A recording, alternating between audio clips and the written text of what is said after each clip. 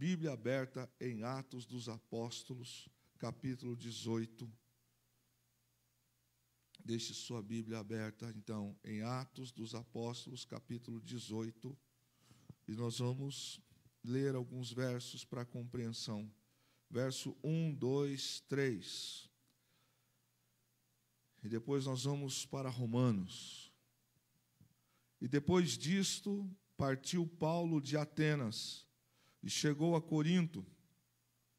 E achando um certo judeu por nome Áquila, natural do Ponto, que havia pouco tinha vindo da Itália, e Priscila, sua mulher, pois Cláudio tinha mandado que todos os judeus saíssem de Roma, ajuntou-se com eles, e como era do mesmo ofício, ficou com eles e trabalhava, pois tinham por ofício fazer tendas. Romanos capítulo 16, verso 3. Romanos 16, verso 3.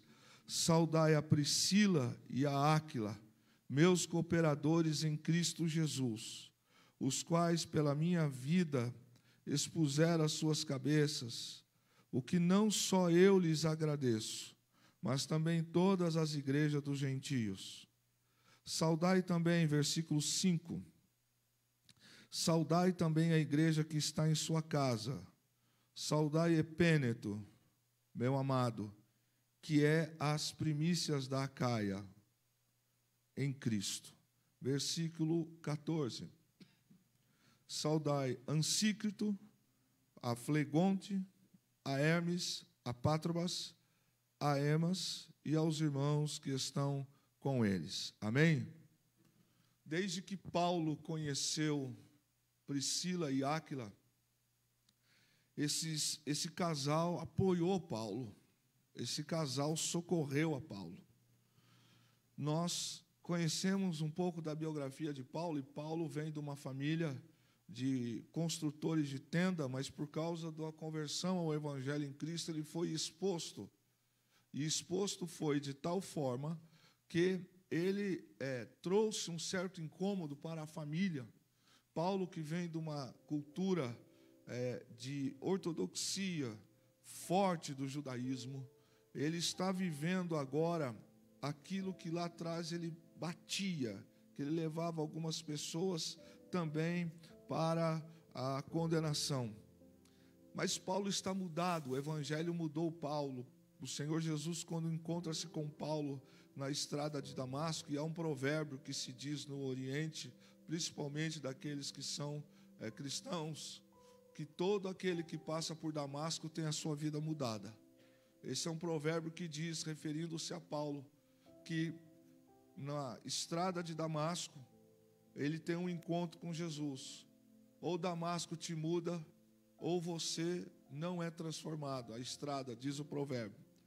E Paulo tem então agora uma vida dedicada, devota, a pregar o Evangelho ao Senhor Jesus.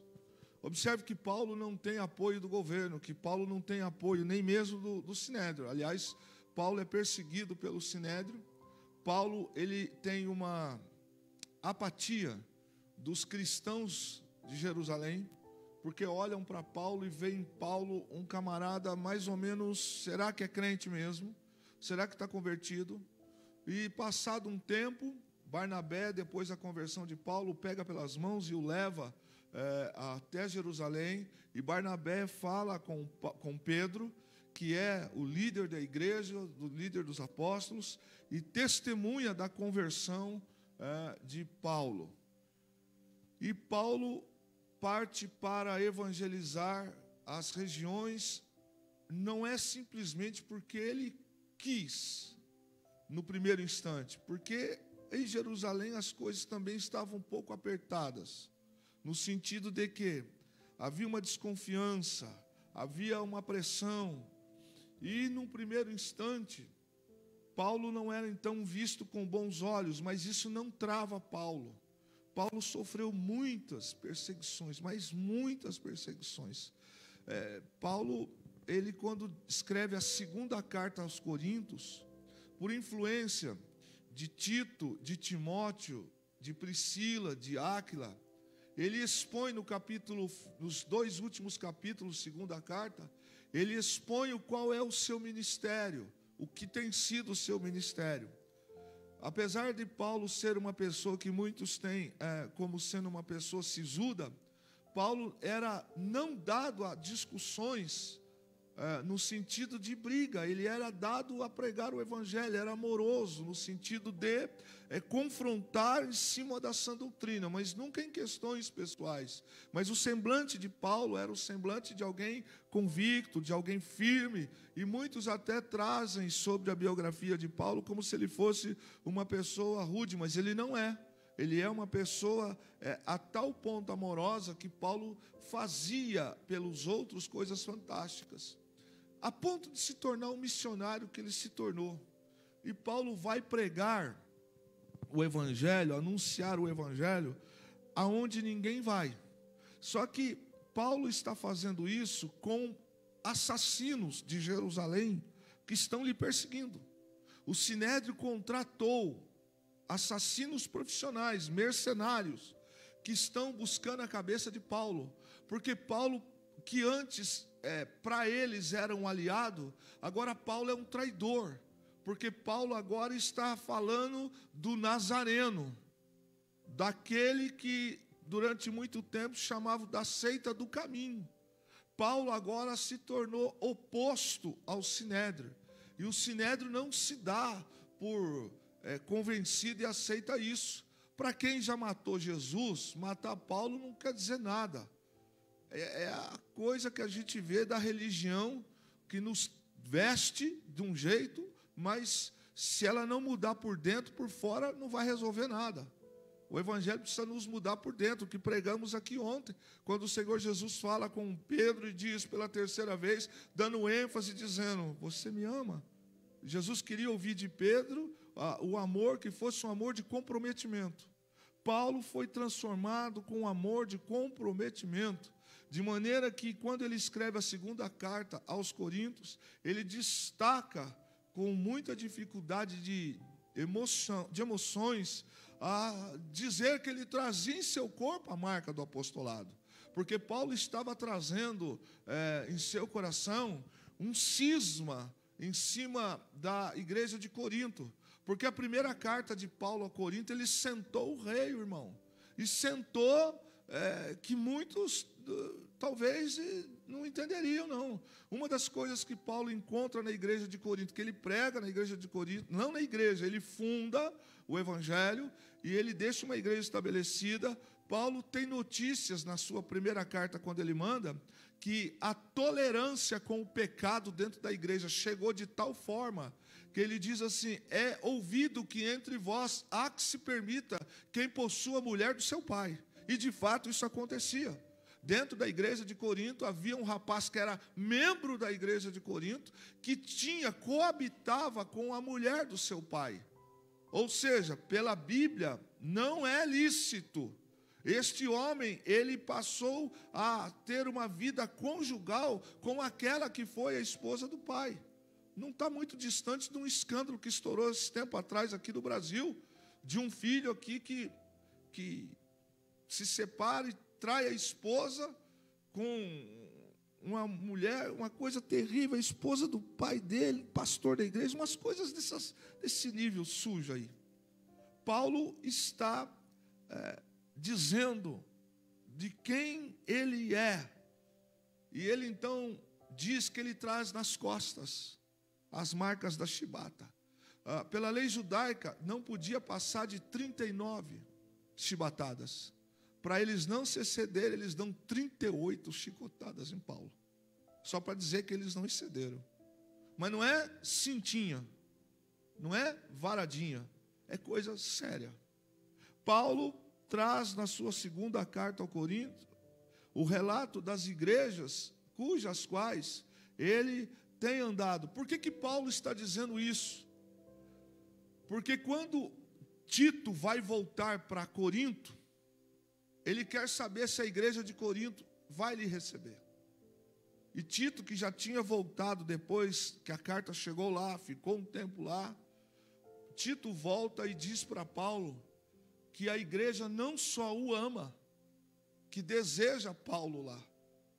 Que a primeira carta de Paulo serviu para a igreja acordar, para a igreja se corrigir. E a igreja, depois que disciplinou e tratou as coisas, a igreja tomou um rumo de crescimento. Paulo está descrevendo isso no momento em que ele está na casa de Lídia, em Éfeso, quando escreve segunda carta a Corinto.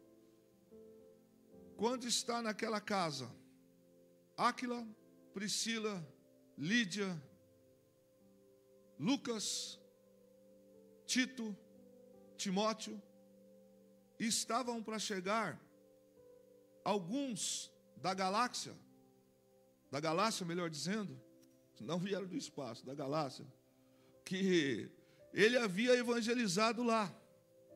Agora, quando você lê carta aos Gálatas, você começa no primeiro capítulo, esse é Paulo.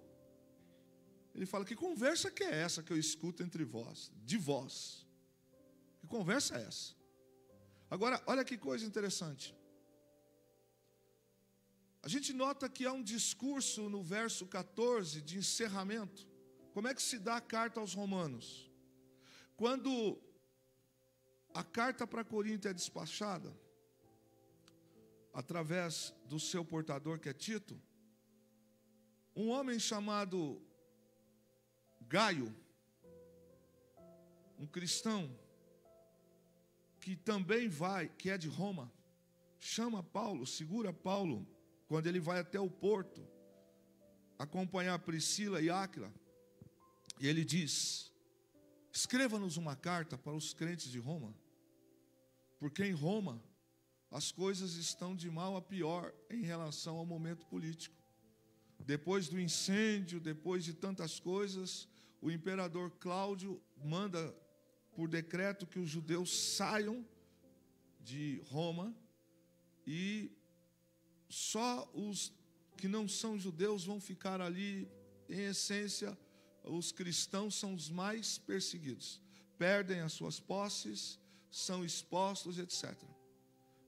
Mas os cristãos que não tinham para onde ir, foram para os matos, foram para as cavernas, tiveram as suas casas incendiadas, perderam os seus pertences. Os que não voltaram para Jerusalém foram para outras regiões daquele espaço ali. Mas o fato é que chegou a notícia, e Áquila é o judeu que se casa com Priscila, que é romana. Priscila e Áquila tinham uma condição de vida boa, mas no momento em que se expulsam os judeus de Roma, Áquila tem que sair. Óbvio que Priscila o acompanha. E é nesse contexto que eles se encontram em Corinto, em Éfeso, porque lá Áquila está dando continuidade à construção de tenda. E o Evangelho tem essas coisas que a gente não compreende. O Evangelho, o Senhor Jesus traça caminhos que a gente às vezes nunca entenderia. Numa viagem dessa de Paulo a Éfeso, ele ganha algumas pessoas para Jesus e encontra esse casal, que também já é convertido, e une-se o útil ao agradável, e eles começam a andar juntos. De fato que esse casal, Priscila e Áquila, passam a dar um suporte financeiro, um apoio para Paulo. Não é algo que a gente possa imaginar como riqueza, nada disso. É no contexto de coisas básicas para a vida. Por exemplo, Paulo passou a estar um tempo com eles na casa lá. E dentro disso, Paulo então, escrevendo a segunda carta aos Coríntios, e agora que ele despacha Priscila e Áquila, que vão voltar para Roma, porque soube-se que em Roma alguns cristãos estão sem cuidados espirituais, estão meio que desamparados. E Áquila e Priscila são crentes, eles sabem que eles vão pagar o preço, mas eles vão. A condição de Priscila e Áquila, dos 14 bairros que tem em Roma, eles vão comprar uma casa, e de fato compram, no Monte Avenino, que é um local aonde as pessoas um pouco mais abastadas vão morar. Só que, nesse tempo, a casa de Priscila se torna uma comunidade, porque ela tem o coração e o marido de cuidar. E muitos dos cristãos que estão vivendo as mazelas ali em Roma, na Itália, principalmente, estão passando por grandes dificuldades. E eles, sabendo que podem pagar o preço com a vida, eles enfrentam. O final da vida de Áquila, por exemplo, irmãos, eu já disse isso aqui, é algo assim muito forte. Assim como Pedro assiste, por causa do evangelho, a sua esposa ser assassinada pelos romanos, e na despedida ela diz para ele assim: até daqui a pouco. Ele diz: até daqui a pouco. Ela é executada, posteriormente Pedro é executado, e esse Pedro agora é tão fantástico a sua conversão, que é quando ele diz, segundo a tradição: por favor, me crucifique de cabeça para baixo. E Pedro morre rindo, ele é executado rindo. Ele, de cabeça para baixo, está olhando para o céu e está feliz, porque ele está morrendo por uma causa do evangelho. Imaginar que um dia ele fugiu de vergonha, ele largou Jesus, mas agora ele está realmente mudado. Priscila assiste Áquila ser assassinado, esquartejado. Ela assiste, muito tempo depois desse fato. Mas no meio dessa história, Paulo começa a escrever a carta aos Romanos e vai fortalecendo os cristãos que estão tímidos, que estão vivendo um tempo de penúria lá. Paulo os estimula na fé. Martinho Lutero, depois que leu carta aos Romanos, abandonou o catolicismo, abandonou a idolatria e se toma uma posição, principalmente por ler carta aos Romanos. Vários homens que nós conhecemos na história têm como carta aos Romanos o divisor de água da sua vida. Compensa você ler na sua casa. E Paulo, então, quando termina a carta, ele traz esses elogios. O capítulo 16, ele começa: saúdo. E eu li com vocês precisamente os poucos versos do capítulo 16 para que a gente compreendesse. O valor de Priscila e de Áquila é interessante, fantástico. Mas há um versículo entre todos aí, para quem gosta de história, que ele diz assim: saudai a Ansícrito, a Flegonte, a Hermes, Patrobas, a Hermas e aos irmãos que estão com ele. Quem eram esses homens? Existe um pastor do nosso século chamado Jean Edwards, o qual ele é um pastor batista e ele é um profundo conhecedor da história da igreja. E entre os seus estudos, ele corre atrás e levanta nos seus prontuários sobre algumas coisas que ele colhe com Flávio Joséfo, Eusébio de Cesareia e outros estudiosos que ele foi buscar no tempo. E olha o que ele encontra. Ele encontra que no tempo de Paulo,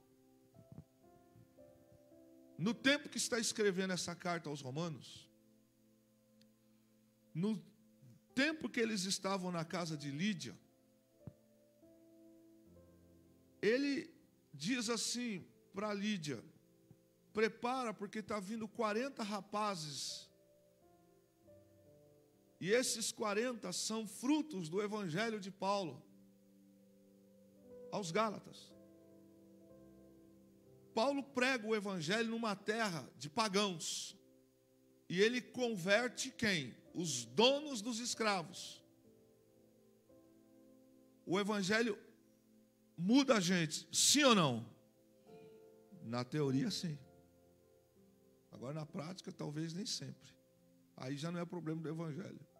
Esses donos de escravos, eles se convertem de tal forma que eles entendem que o que eles estão fazendo com os seus servos não é de Deus. Não está certo escravizar. E Paulo consegue pregar o evangelho também para os seus servos. E alguns desses patrões, desses senhores, proprietários de escravos, se convertem de tal forma que também vê a conversão dos seus escravos e os dá carta de alforria. Só que muitos desses escravos, a grande maioria deles, nunca saiu num raio de mais do que 10 quilômetros da onde eles eram escravos. Eles não conhecem o mundo, eles conhecem o trabalho forçado. Mas acontece que o evangelho mudou aquela região. E após aquela região da Galácia ter sido evangelizada, eles recebem agora, da parte de Paulo, um convite. E esse convite era para que algumas pessoas se juntassem, para que fossem com eles ajudar os irmãos em Roma. E esses escravos, ex-escravos, recebem a liberdade. Irmão, quem viveu na escravatura, quando ganha a liberdade, vai ganhar o mundo. A história da escravatura no Brasil é muito triste, o pós-escravatura. Porque assinaram a liberdade, pegaram os negros e falaram, se vira aí. Da noite para o dia vão morar onde? Vão fazer o quê? Foi um período muito difícil.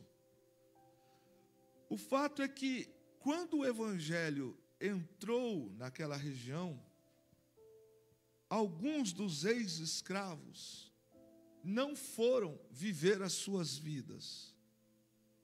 Eles entenderam que o final da vida deles seria muito ruim, mas o evangelho trouxe esperança de vida eterna para eles. Eles já começaram a desfrutar da transformação do evangelho na vida dos seus patrões, que os libertou para que eles agora fossem viver uma vida livres. E o que eles têm no coração diante de uma possibilidade? Eles vêm com recursos do próprio bolso, ou seja, nada. Eles atravessam a região da Galácia, mas, queridos, eles andaram quilômetros por cidades e cidades a pé.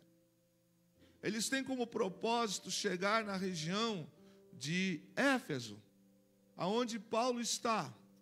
E 5 desses rapazes estão no versículo que nós lemos, supostamente 14.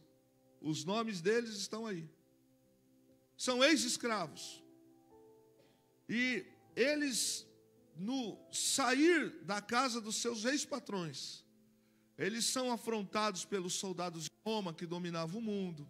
Eles têm a vida deles exposta ao perigo de assaltos. Mas conta-se a história que eles eram entusiasmados. Aonde esses homens da Galácia chegavam, falavam alto, riam, eram jovens, que eram ex-escravos. E Paulo está findando a escrever a carta de 2 Coríntios, quando Paulo está terminando, batem a porta da casa de Lídia, um bando de jovens, 5 desses, que eram os próprios, felizes da vida, entusiasmados, porque eles vão fazer alguma coisa extraordinária que eles ainda não fizeram. E a Bíblia diz que no capítulo 16, muito tempo depois, não tantos anos, mas um tempo distante disso, Paulo então cumprimenta esses jovens, mas parece estranho esse cumprimento de Paulo. E quando eu estava observando esse detalhe do texto, a gente encontra nessa biografia do pastor Gênio, um descrito dele sobre esse tempo, que diz o seguinte, que eles estão no primeiro dia na casa de Lídia, nesse dia, e eles então estão felizes, e Lídia serve para eles refeição, eles que têm acesso às informações. Imagine que naquela época as cartas chegavam muitos meses de tempo para chegar, então eles têm ideia de quem é Timóteo, de quem é Tito, o próprio Paulo esteve lá, que eles conheciam. Quando eles reencontram Paulo naquela casa, e eles então se cumprimentam, há aquela festa de alguém que não se vê há tempo. Paulo então os recebe e no determinado momento do dia, passada a euforia, eles contam como que era a vida deles. Tudo para eles é novidade, porque não podiam, como escravo, viver uma vida livre. Paulo senta-se com eles e diz assim para eles: vocês vão partir com Priscila e Áquila para Roma. Priscila e Áquila e mais alguns estão indo para Roma cuidar dos nossos irmãos que estão lá. E eles dizem: ótimo. E Paulo diz assim para eles: Priscila e Áquila compraram uma casa no Monte Avenino. E o Monte Avenino, Paulo começa a falar para eles, e Priscila diz como é Roma, e eles ficam encantados, porque eles vão morar em Roma. É nesse momento que Paulo diz assim: eu quero que vocês não fiquem muitos dias na casa de Priscila, porque vocês não têm condições para ficar lá. Agora veja, irmãos, esses moços estão vindo, ex-escravos que podiam trabalhar, ganhar o seu dinheiro, ter os seus valores. Eles estão abrindo mão da sua vida pessoal para ir evangelizar, cuidar em Roma. E a obra missionária não é tão fácil, porque Paulo diz para eles: vocês vão com Priscila, e agora eles vão de barco.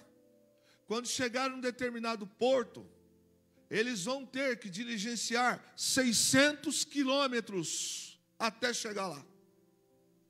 E eles estão eufóricos e felizes. Paulo diz assim para eles: chegando em Roma, vocês vão para a casa de Priscila, mas eu quero que vocês montem uma ínsula, ou no latim, no italiano, insulae. O que é isso? Roma tem dois tipos de pessoas na época: os de condições e os pobres. Roma é uma cidade, uma metrópole portuária que recebe o mundo inteiro naquela época. Só que Roma está bem distinta. Tem quem mora no Domus, que eram bairros com casas nobres, e tem o resto. E as insulae, ou as insulae, o que eram? Eram, na grande maioria, prédios antigos. Era um tipo de habitação que existia em Roma, que se distinguia muito das domus, porque eram destinadas à população mais desfavorecida. São parecidos com os prédios atuais, pois a sua disposição era de 4 a 5 andares. E elas se classificavam dentro de uma condição, nos bairros de Roma, mais periféricas, mais pobres.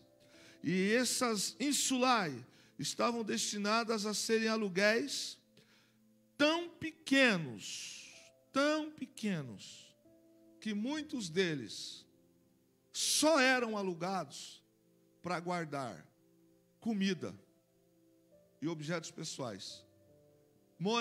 Tinha como algumas insulae, a média de 30 pessoas, 2,5 metros por 2,5 metros. Essas habitações, Roma tinha uma rede de esgoto diferenciada e boa, perto dos outros países. Mas nas insulae não tinha. Quem queria usar o banheiro, quem precisava usar o banheiro, tinha que usar o banheiro público. E ou você morava no domus e você tinha o banheiro particular, ou você era da plebe. E também não dava para dormir nesses espaços, porque esses espaços eram escuros, eram horrorosos, cheiravam mal, não tinham janelas, não tinham, na grande maioria, ventilações. No verão eram quentes demais. No frio era excessivamente frio. O frio da Europa é abaixo de 0. E com muita dificuldade, se juntava um grupo de pessoas para alugar um quarto. E para dormir no verão, quase todos daquela região que moravam nessas espécies de habitação, eles tinham que dormir nas praças públicas, porque Roma, à noite, é muita agitação. Agora, o que acontece nas insulae? É tão quente que não dá para dormir dentro dela, e até porque também não dá para número de pessoas ficarem lá. Também, no frio, não aquece, porque eram de construções muito paupérrimas. Então, no período de inverno de Roma, o que acontece? As pessoas, pela manhã, as carroças passavam e tiravam os corpos que morriam de frio na rua.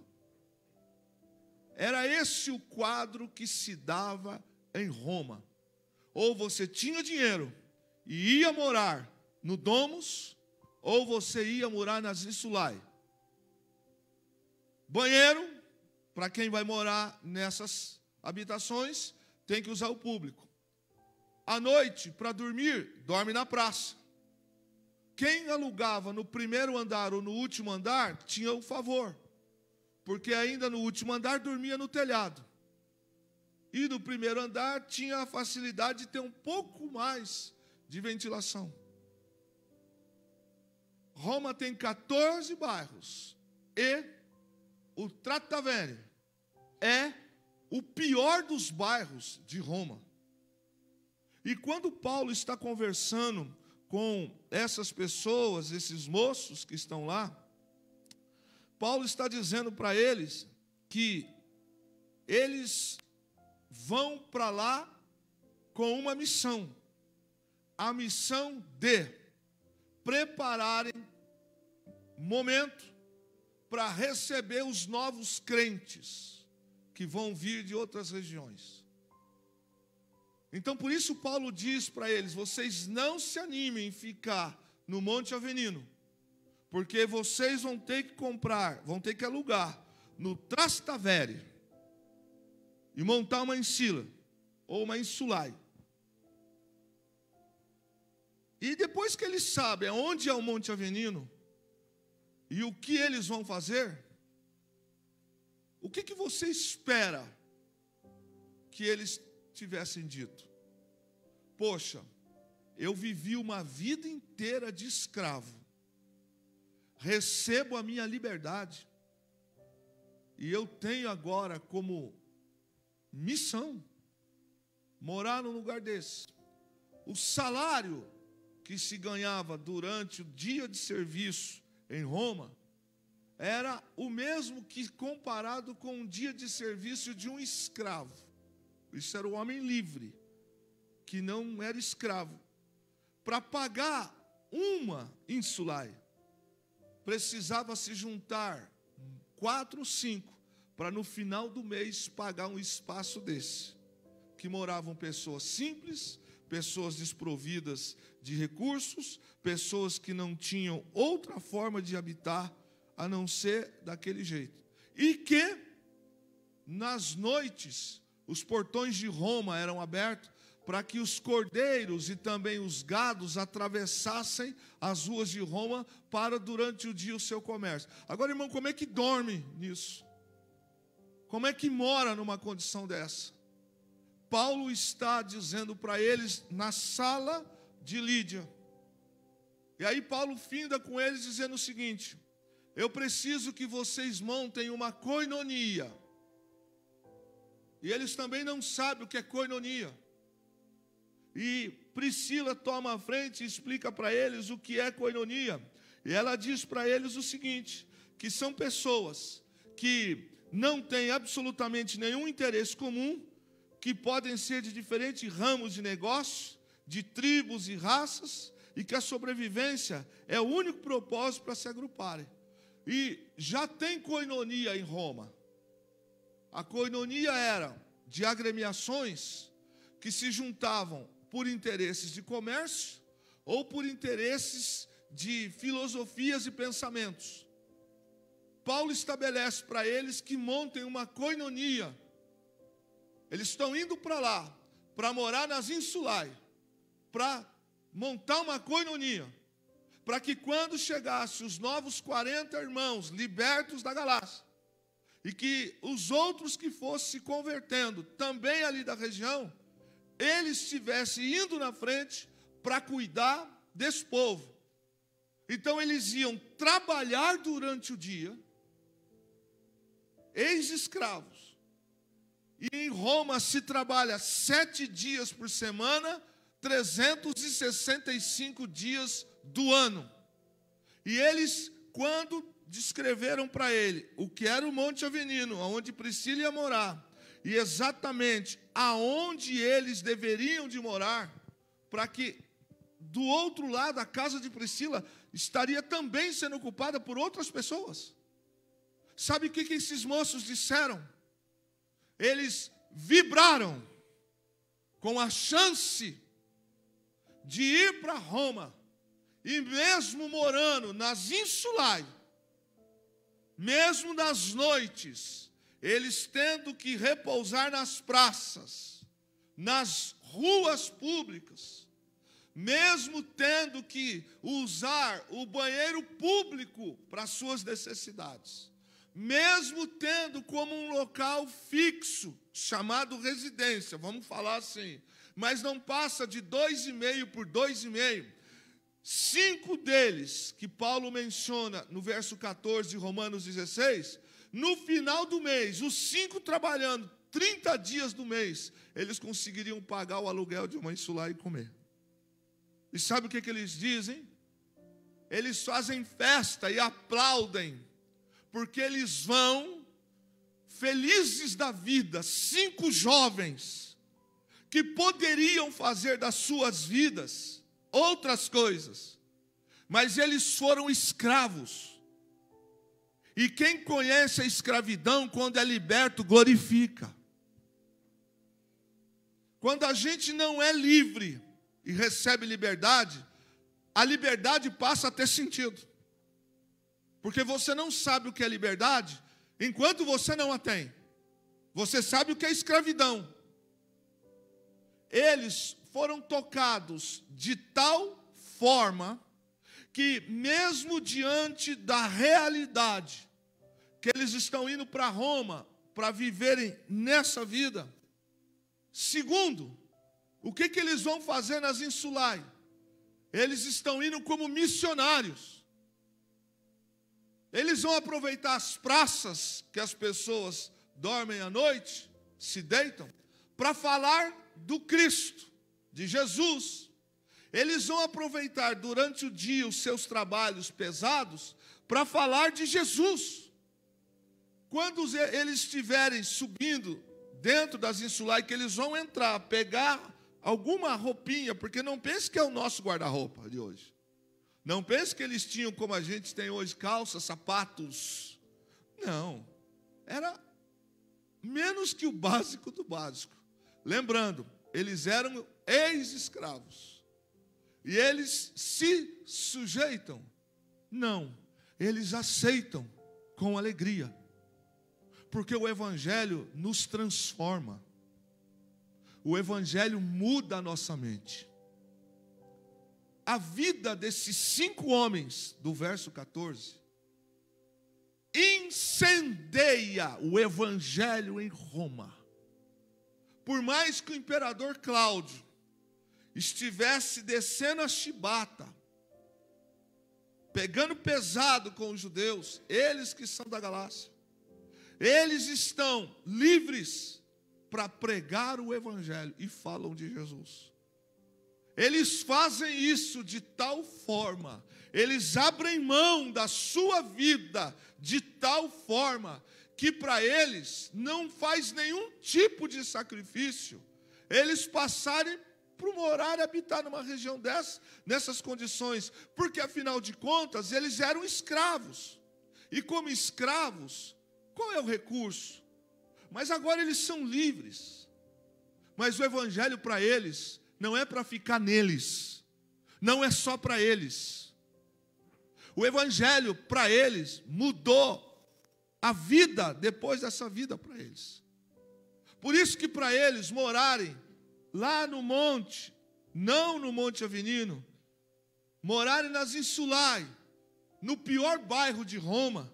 Por isso que para eles irem para essa região, aonde foi dito para eles que era o pior de Roma, num bairro chamado Trastevere, eles ficaram felizes, porque eles iam pregar o Evangelho. Agora eu pergunto para você, qual é a glória? Irmão, você percebe como nós estamos distante? Você percebe o quanto nós estamos muito quietos, acomodados do que é a essência do Evangelho? Vocês percebem que desde Paulo, que vai pregar lá, porque se Paulo não vai pregar lá, eles não seriam salvos. Se Paulo não prega, os patrões deles não se convertem. Se os patrões não se convertem, eles também não se convertem. Então é um efeito dominó. Aonde o Evangelho vai chegando, as vidas vão sendo transformadas. Se o Evangelho chega numa casa, se o Evangelho chega na nossa vida, e a gente não se comporta, a gente não age como de quem de fato está com a vida olhando no porvir, o Evangelho em nós não é verdade. Você percebe que algumas coisas que a gente tem como dificuldade hoje, não chega nem aos pés de morar numa ínsula. Por isso, Paulo, quando escreve, despede na carta de Romano, ele diz assim no versículo 14, e ele saúda da seguinte forma: saudai a Ansícrito, e ele cita o nome dos 5 rapazes, que foram os 5 primeiros que vêm daquela região e aceitam ir morar nas Insulae. Tempo depois, Paulo, quando finda a carta para os romanos, cumprimenta-os. Nunca mais você vai achar na Bíblia o nome desses 5. Pode procurar que você não vai achar. Não tem escrito nenhum mais texto da Bíblia o nome desses 5 ex-escravos, que segundo o pastor Gene Edwards, são os mesmos que fazem o Evangelho acontecer, que põem a boca no trombone, não para gritar que são crentes, mas eles anunciam um Evangelho que muda pessoas. Eles declaram quem eles são e o que eles eram. E eles abrem mão. 5 jovens. Quando a gente fala hoje de pagar o preço, que é uma expressão que se fala muito aqui, que paga que preço maior, irmão? Aonde que nós aqui na igreja pagamos preço? Aonde que os moços dessa igreja pagam preço, irmão? Aonde que nós, pastores, se comparado com os pastores lá de trás, pagamos um preço? Alguém aqui tem ideia?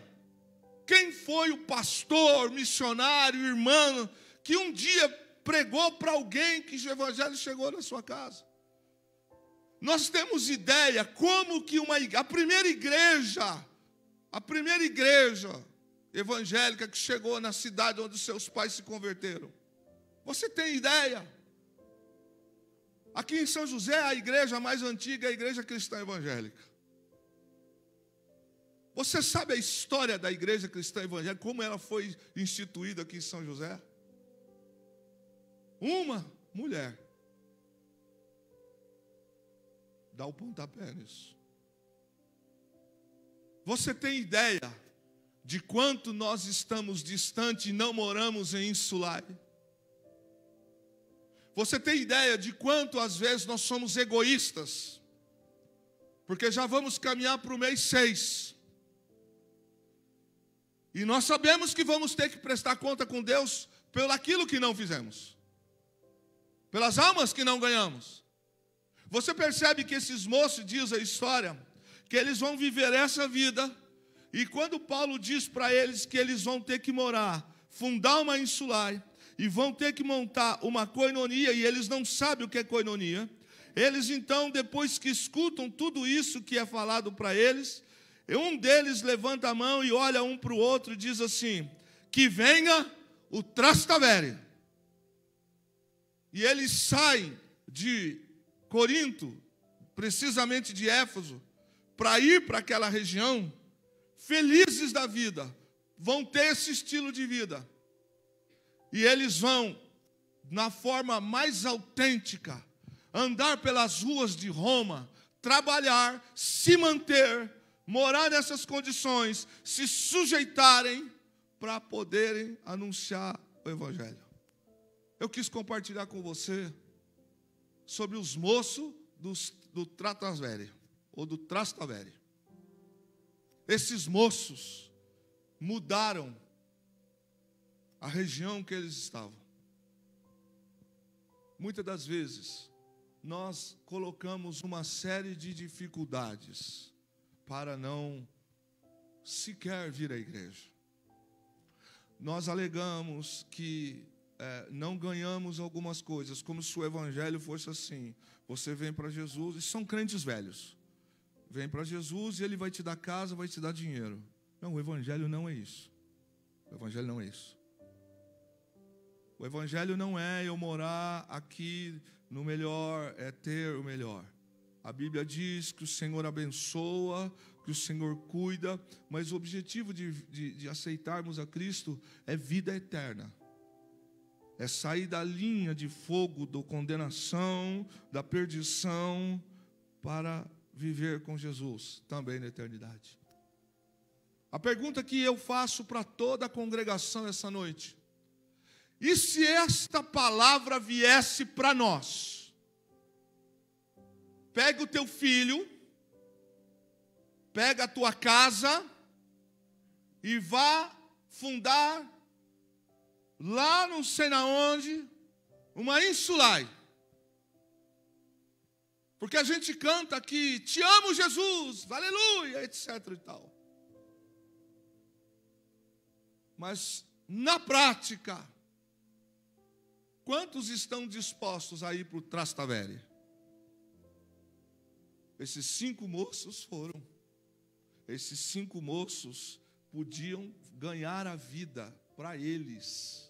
Podia ter a vida deles ajeitada. Mas eles estão tão entusiasmados com o Evangelho, felizes, que eles se dão a fazer a obra. Eu te pergunto essa noite, irmãos: onde nós estamos na história? Aonde nós estamos na história? 500 anos para ter uma reforma protestante, e em 500 e poucos anos agora, nós estamos estragando, porque a gente está muito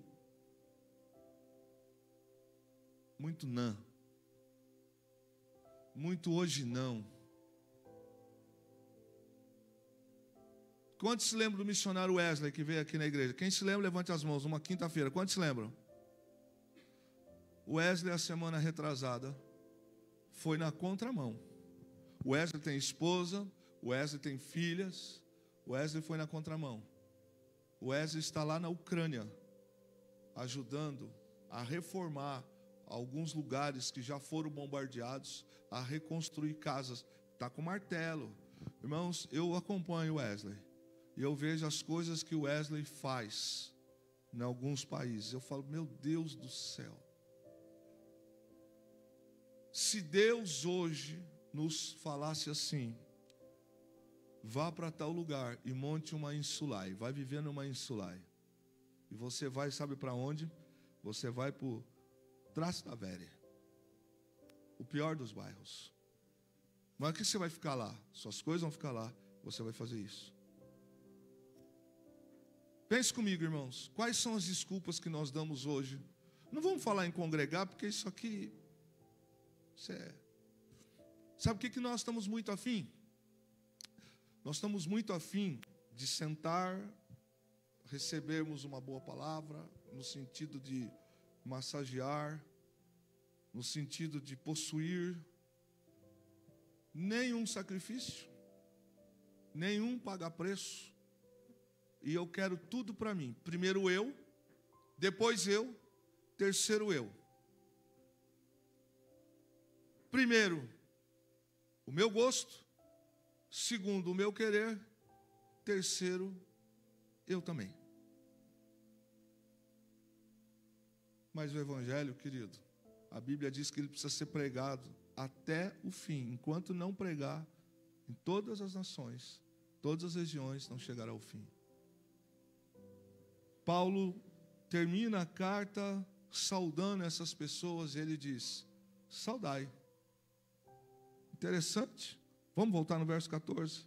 Que ele faz os seus cumprimentos e esses moços já estão lá, morando nas Insulae. E estão tacando fogo, no bom sentido, em Roma. 5 jovens, atenção os mais novos aí. Atenção nós. Porque não dá para esperar muita coisa, no sentido de exigir muita coisa, para quem tem 65, 70, embora possa. Porque a Bíblia diz que os velhos também podem produzir. Não há justificativa. E quando fala de velho, é de 75, de 80 para lá. Olha o que Paulo está dizendo. Saudai a Ansícrito, a Flegonte, a Hermes, a Pátrobas, a Hermes e aos irmãos que estão com eles. Eles já montaram as Insulae, a deles, já receberam algumas pessoas e já estão frutificando lá. É isso, querido. Os moços que Paulo fala, esses 5 aqui, são exatamente os moços do Trastevere, os moços que montaram as Insulae. E eles perguntam: o que é koinonia? Paulo diz: vocês vão montar, Priscila explica, a koinonia é isso, vocês vão montar um grupo de pessoas que vão ajudar um ao outro, vão ser diversas raças, tribos, nações, com um propósito único de estarem só juntos. Então vocês vão lá para preparar caminho para quem vai chegar. Vocês vão salvar uns, alguns vão ser expulsos das suas casas por causa do Evangelho, alguns vão ser expulsos dos seus países por causa do Evangelho, e vocês vão na frente preparar caminho para eles. Mas eu achei que eu fosse sair da escravatura e eu ia estudar na escola de Roma. Você tem algo para fazer. Eles abrem mão da sua vida para servirem. Sabe, irmãos, eu sei que eu vou na contramão, e por isso eu pago um preço. Eu sei que eu sou criticado, eu sei que meu nome rola nas rodas, eu sei que as coisas que eu prego aqui, alguns têm dito assim: pregou para mim. Mas que evangelho é esse, irmãos, que nós estamos vivendo hoje? Evangelho que quando não tem, a gente só quer ganhar, a gente só quer conforto, a gente só quer que o Evangelho traga sobre nós ter, vestir. Faz muito tempo que eu não escuto ninguém pedindo oportunidade, dizendo: ganhei 4 almas, 5 almas para Jesus. Isso é obrigação sua, pastor, como disseram para mim. O senhor é pastor, o senhor que paga o preço. Falaram isso para mim, aqui, dessa igreja. Que eu que tenho que fazer, eu que tenho que pagar o preço. Que eu não tenho que exigir. Eu falei: é isso que você pensa, querido? Mas o que é o Evangelho? O Evangelho, então, Senhor, manhã de manhã, quando eu acordar, que aconteça isso. É isso que é o Evangelho? Que a gente só vai fazer o que quer. Ou como diz alguns, está virando carola de igreja. Levanta a mão para mim aqui, quem já teve algum parente em casa viciado em droga. Levante a mão para mim, quem já teve. Irmã Edinalva, é osso ou não? Quem mais teve parente viciado em droga aqui? Fê, é osso ou não? Jacir, é osso? Quem mais? Lucas, é osso ou não? Aí o filho da gente começa a vir para a igreja, a gente começa a falar: você está virando carola? Pelo amor de Deus, irmão, você não é crente não. Você não é crente não. Tem pai aqui, eu tenho parente que está no alcoolismo. Está. Já perdi parente meu no álcool. O álcool é uma desgraça na minha família. É uma desgraça. A minha família tem um problema com álcool. Minha família são de pessoas inteligentes. Tinha uma tia chamada Odila, que na década de 60, ela foi a primeira mulher lá que assumiu uma cadeira em Lorena pública, estudou em 2 faculdades, negra, e que foi criticada na época. Chegou a ser diretora do município. Sabe para quem a minha tia perdeu? Para o álcool. Ela teve 5 derrames. Quando ela estava boa, a casa dela enchia, porque ela casou com o meu tio José Maria, foi goleiro do Flamengo. Então imagina, vida boa, quando eles estavam bem, a casa estava cheia. Quando ela teve o primeiro derrame, os amigos saem. Segundo derrame, passa, ela melhora, os amigos voltam. E assim ela vai até o 5º e fatídico derrame. Filha de crente. O que a gente quer? A gente prefere o nosso filho aqui na igreja ou no mundo perdido? A gente prefere buscar o nosso filho na zona de prostituição? É isso, papai, que você quer? A gente prefere buscar a nossa filha se prostituindo, aonde a gente sabe que tem prostituição aqui em São José? A gente prefere buscar os nossos filhos na porta de um bar bêbado, meu primo Luizinho, de tanto que bebeu. Ele morre da seguinte forma: toma um soco numa segunda-feira, se não me falha a memória, num bar à tarde, cai, pegam ele, levam ele para a casa da tia Lourdes e falam: Luizinho caiu lá, bêbado. Como ele já vivia nessa vida, colocaram ele para dormir. Ao amanhecer, o Luizinho não acorda. Foram colocar a mão nele, o Luizinho estava morto. O soco que ele levou no estômago estourou tudo por dentro de tanto cachaça que ele tomava. Só quem sabe o que o pecado faz, estraga, valoriza a salvação. A salvação para nós tem um preço, irmão. Foi dito aqui essa noite, como disse a irmã Zilma, ela é de graça, pela graça, mas tem um preço. Nós estamos muito nós. Quando eu digo nós, eu não me refiro necessariamente a esta igreja, não. Eu me refiro aos cristãos. Esses 5 moços vão para o Trastevere. E quando Paulo disse para eles: vocês vão montar uma coinonia, ficou aquela expectativa assim: eles vão desistir. Eles levantaram e gritaram e disseram: que venha o Trastevere. Hoje a gente vem para a igreja de carro, dá para vir. Alguns têm ônibus, a cidade tem isso aí. Hoje a gente tem uma igreja confortável. Se você olhar aqui, apesar de tudo, a nossa igreja é confortável, se comparado com outras igrejas que têm um pouco menos de recursos. E mesmo assim, a gente ainda encontra obstáculos, a gente está cozido, a gente não quer compromisso, a gente não quer ir para o Trastevere, porque ir para o Trastevere vai exigir de nós algumas coisas. E eu quero fechar a mensagem com você, meu irmão. Eu não fui chamado para ficar enchendo linguiça. Eu entendo que eu vou dar conta. Eu vou ser responsável pelo que eu falei e o que eu não falei. Eu vou ser responsável por não ter combatido e ter ficado calado. Então é preferível agradar a Deus do que agradar a homens. Nós estamos acomodados, sim. Não estamos nem de longe dispostos a ir para o Trastevere. Porque para ir para lá, vai exigir de nós algumas coisas. Mas não vai chegar nesse ponto. Final do ano já está na porta. Mês que vem, mês de aniversário da igreja, 6º mês, fecha o 1º semestre. A pandemia não acabou, mas facilitou. Vem cá, irmã. O que está faltando aí para... O que está faltando aí, querido? Paulo está em Éfeso, os moços já foram e chega a notícia para ele do que eles estão fazendo.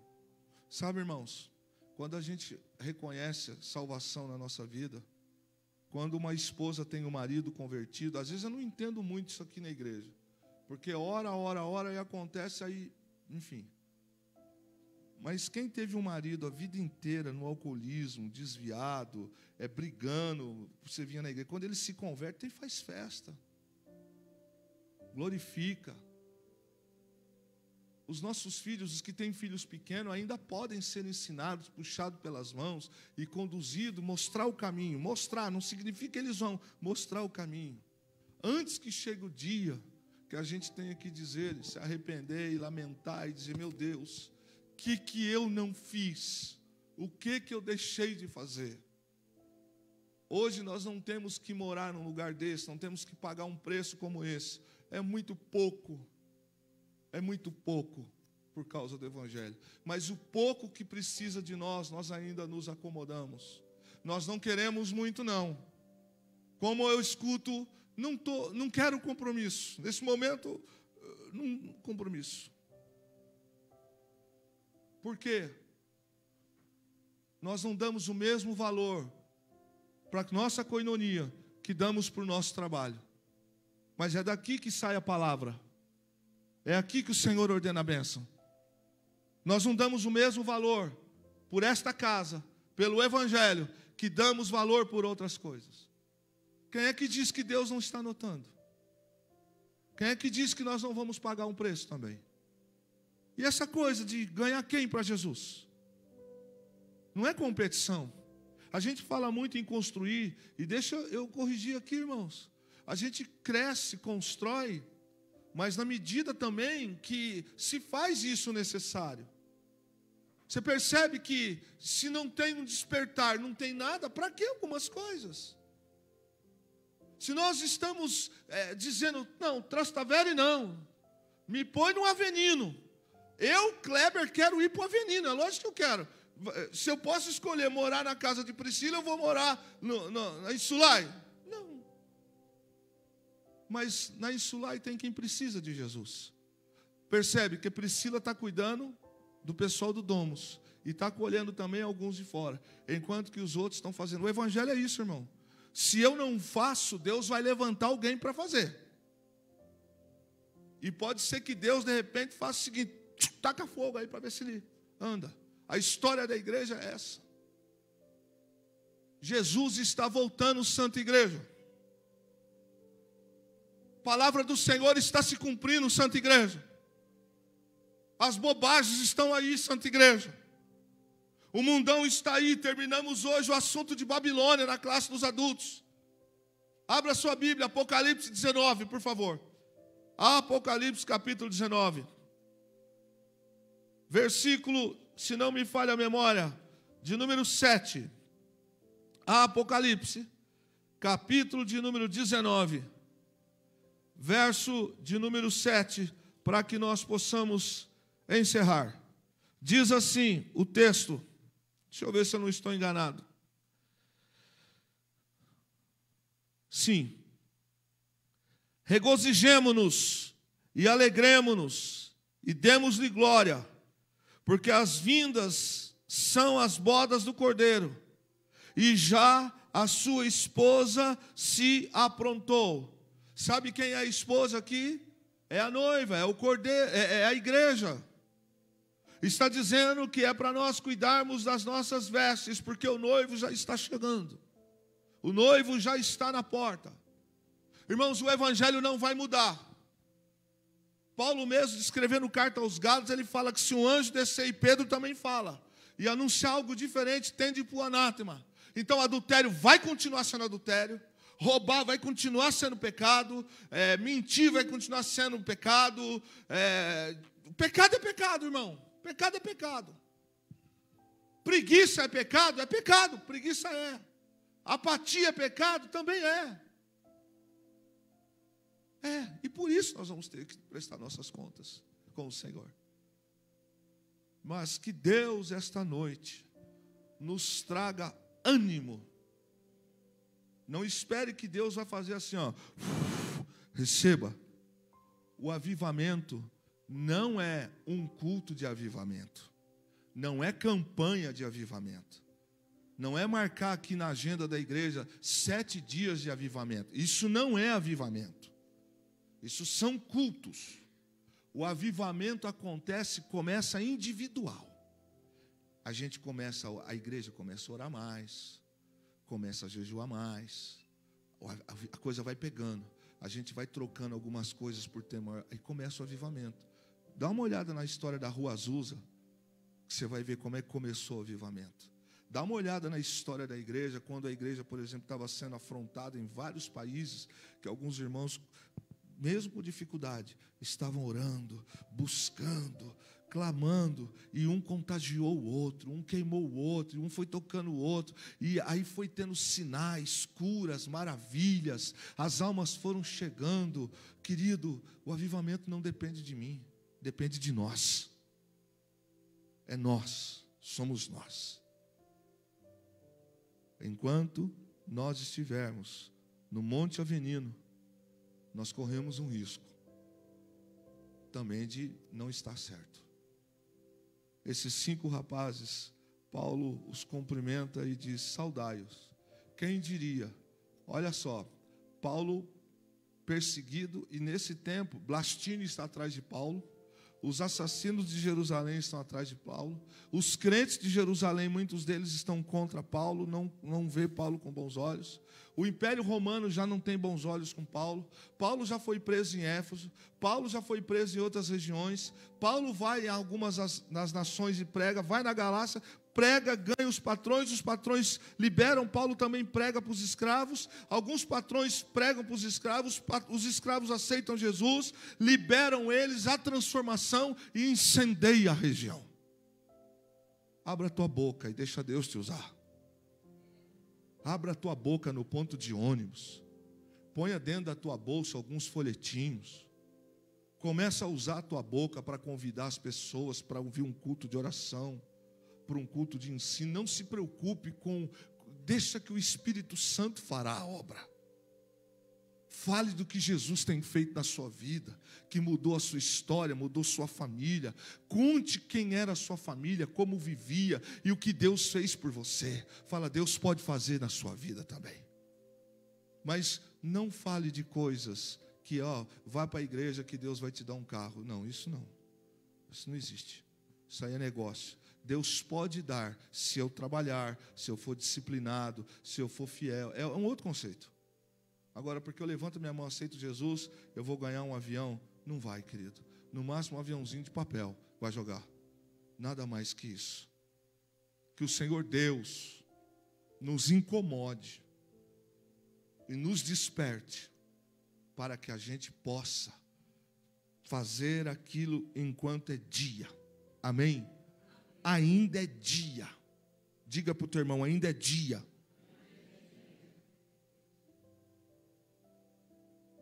Todos que estão aqui são crentes em Jesus Cristo? Todos são? Todos conhecem as Escrituras? Então vamos lá. Todos sabem que a nossa omissão vai ser cobrada? Então amém. Abra a tua boca. Você não precisa disso aqui, para estar aqui. Está cheia. Não seja uma falsa propaganda do reino de Deus. Deixa Deus usar a tua vida. Deixa Deus usar você, sua casa. E minha irmã, se a gente se acomodar muito, Deus pode tirar algumas coisas. Ele pode sim. Por amor à sua obra. Você está muito acomodado. Você está muito... Vou mexer. Lembre-se que esses moços foram para lá. Converteram pessoas que estavam com a alma destinada para o inferno. E tiveram as vidas mudadas. Será bacana, gostoso, chegar naquele dia o Senhor falar assim: essas almas são suas. Você as ganhou. Você as tirou do inferno. Essas almas você pregou para elas. Aquele dia, aquela conversa que você teve com essa pessoa, que você nunca mais viu, olha ela aqui, porque você anunciou minha palavra na vida dela. Esse dia vai chegar, irmãos. Esse dia vai chegar. A gente precisa ser chacoalhado mais. Não para vir só para receber, que está fácil. Está tudo dando certo. Por mais difícil que esteja, está tudo sob controle. A gente está conduzindo as coisas com as mãos. Mas de vez em quando Deus pode mexer na história. Pode falar, deixa eu botar ele para lá e para cá. Isso não é vingança, isso não é maldição, isso não é ameaça. Deus não nos salvou para ficar só para nós. É para salvar outras pessoas também. Seja um missionário, uma